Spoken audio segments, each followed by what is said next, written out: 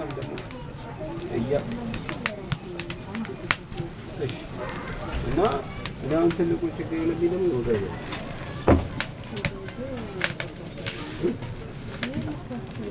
ደምባራ አሁን የነገርኩት አሁን አታውቁም አንድ ቀን ቢደርስ ለጥቼ አንተ ማለት አወራለሁ ምን ማድረግ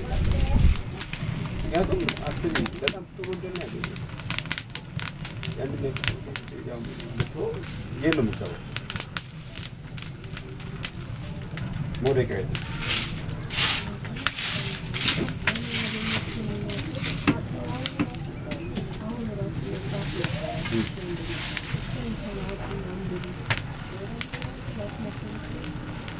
ወንድሟ ለምን አስረዳው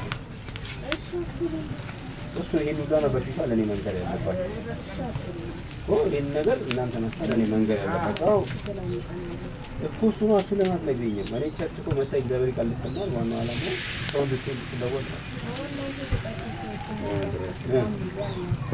እንዲያንም ቦታ ነው ተሰበው እንዲሰጠናቸው እኔ አሁን ተቆጥ ዋና ዓላማ የማንበብ ችሎታቸው እንዲጨምር ነው አንድ ላይ አድርግና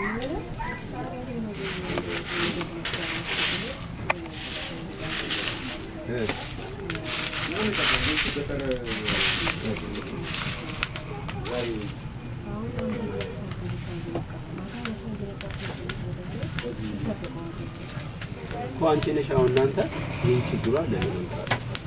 እኔ ካለው